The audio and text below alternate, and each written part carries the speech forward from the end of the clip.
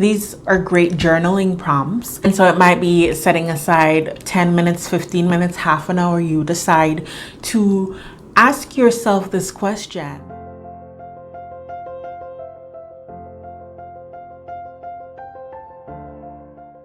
Welcome to Breathe and Bloom, where we talk about all things growth, specifically how you and I can nourish different areas of our lives so that we can thrive and flourish in them.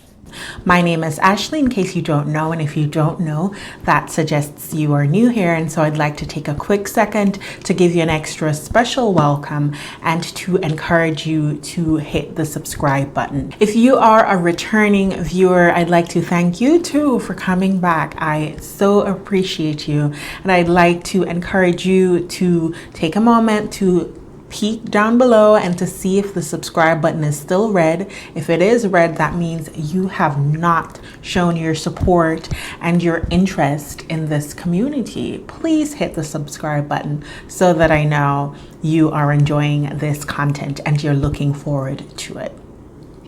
When you hit the subscribe button, of course, hit that notification bell so that you will know when I make a new post. Today, I want to talk with you about 4 things you should reflect on before the year ends. I am recording this in 2020. 2020 was a special year. God willing, we'll have a few more years ahead of us before he returns, and I can only imagine what history books will say about 2020. Because of all that 2020 has been, it is important this year more than any other year, I believe, for us to invest some time in reflecting on these 4 things in particular. So the first thing we should be reflecting on is our spiritual life. In particular, are you closer with God now, today, than you were at the start of the year? Ask yourself this question. Reflect on where you've been this year as far as your spiritual growth, your spiritual journey, your spiritual walk, and whether you can say that you have grown in your faith, you have grown in your desire to spend time with God, you've grown in your desire to read the Bible, whatever it might be. You've grown in your desire to be still and just to listen to God. So I encourage you to indeed reflect on that. Related to this, I believe we should be reflecting on what we are grateful for this year. And so that might be writing a gratitude list. That's one thing that I am planning on doing later this year. There's so much, I can think of so much off the top of my head right now as far as how good God has been, the things he's spared me from, the ways he's provided. He deserves a whole lot of glory, a whole lot of praise. And you know, one of the things that I've realized as I try to spend time reflecting regularly is that this year I had some less than positive feelings towards God, and I needed to bring those feelings to him and to ask him the questions that I was frustrated with. Lord, why are you letting this happen? God, where are you? What are you doing? All those questions. So think about whether you've strayed farther away from him or whether you've allowed anger and frustration and confusion to harden your heart towards him. So again, spend some time reflecting.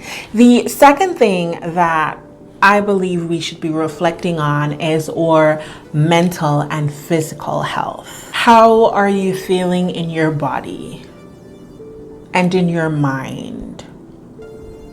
And then to reflect on whether you've developed some habits this year that have been useful and that you should carry on to next year, God willing. You know, maybe having to stay home, you were less rushed in the mornings. Maybe it is that you have made time to work out, or that you've made time to reflect more or to practice mindfulness, maybe being at home or whatever it is about 2020, maybe it is that you've prioritized healthier eating. And on the flip side, spend some time reflecting on whether you've developed some bad habits, and then, of course, if they're bad, that means they need to go. Now, you could wait until December 31st to reflect on the habits that you have and whether they're good ones you want to continue in 2021, or if they're bad ones that you want to leave behind. But it's much better to do that reflection now and to start to develop those new habits, or to continue being consistent with the old ones, so that it's not just a new year rush and then you forget the resolutions 2 weeks in. Right? We know that it takes some time to develop habits. The second piece that we should be reflecting on is our professional life, and whatever that might look like for you. Maybe you are not a 9-to-5 person. Maybe you're a student. Maybe you're a stay-at-home mom who homeschools. Whatever it is that your work is. There's a verse in Ecclesiastes that I shared about before. I'll link it above, that says, whatever your hands find to do, do it well. And so whatever it is that your work is, that is what I'm calling your professional life. Now, as far as your professional life, I encourage you to reflect on what you've achieved this year or accomplished this year, and to think about what short-term goals you can set for the rest of the year that you can work towards. All right, I think that's pretty self-explanatory.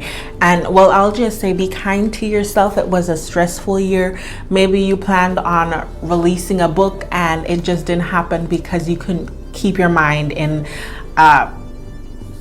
space where you could actually write, or whatever the goal is. If you did not meet it, be gracious with yourself and set a plan for next year. Now, the fourth aspect of your life, or the fourth thing that you should reflect on, is your emotional well-being.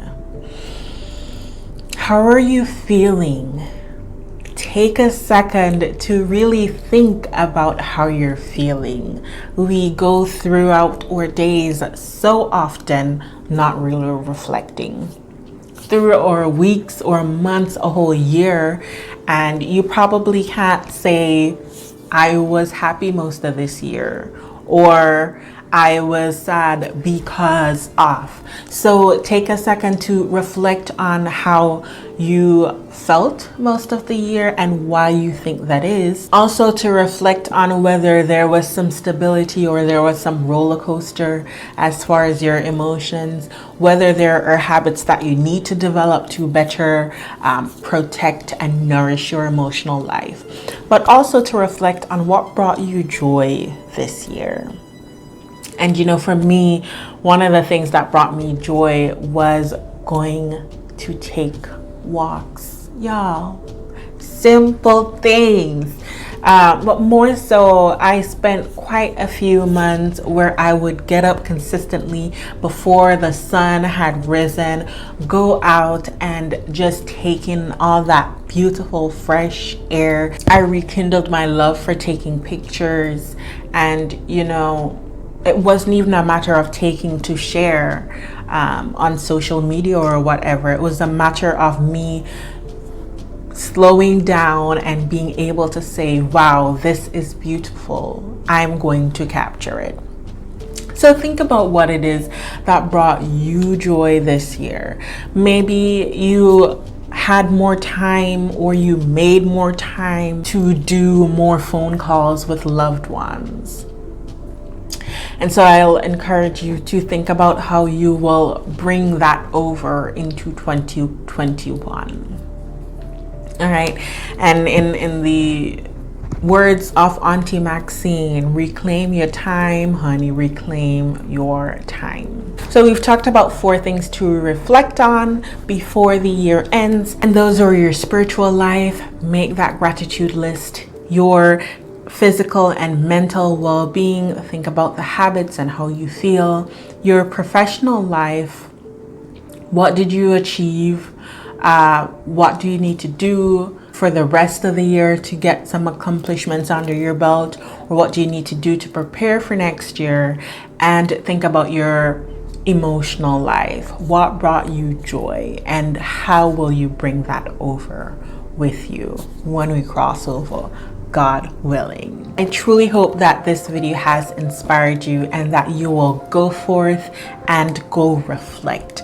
I believe that reflecting is so important. If we don't know where we are or where we've come from, how can we move forward?